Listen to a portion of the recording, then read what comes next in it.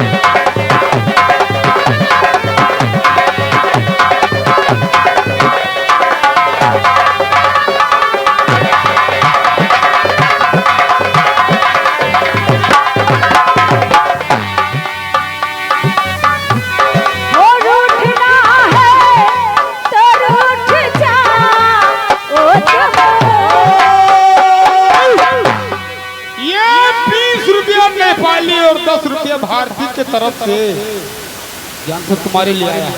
भाऊजी तुम बैठकर शुक्रिया लगाई दे। लगा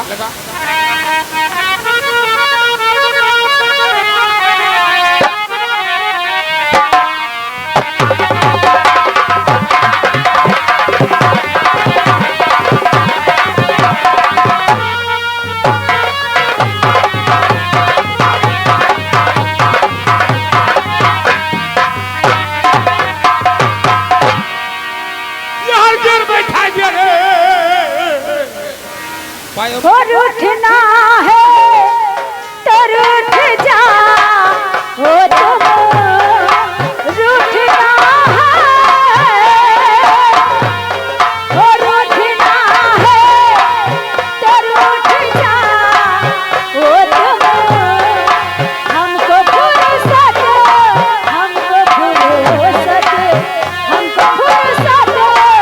नहीं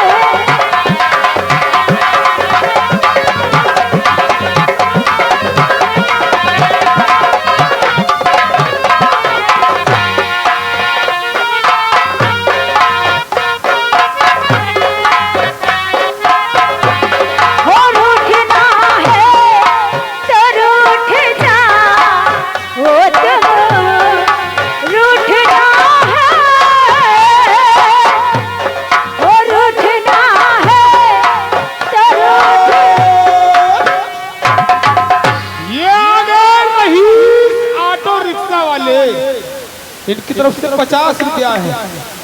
माधुरी हाँ गाना बताए थे बलम बलम नहीं बलम का चेहरा देख ले ये बिल्कुल आम बच्चा। तुम मैं के शुक्रिया लगा और उसके बाद गाने की फरमाइश बलमुआ की बलम लगा।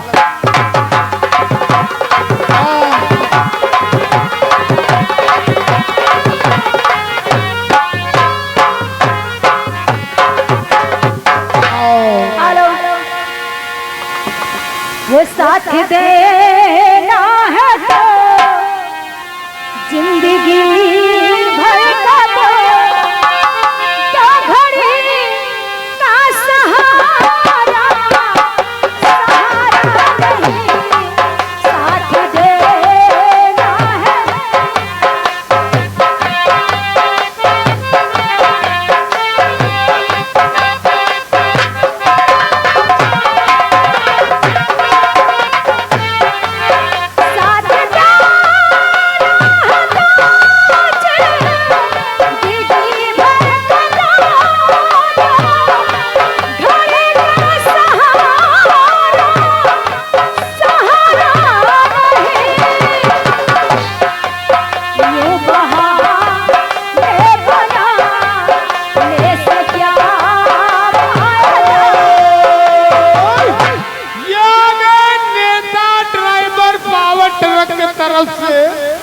ये अंसार के तरफ से 50 रुपया है। टैकर के खुद के लिए हो तो ये ढेके गियर धाल से माधुरी और आचल तुम दोनों मिला बैठकर शुक्रिया लगाओ इधर।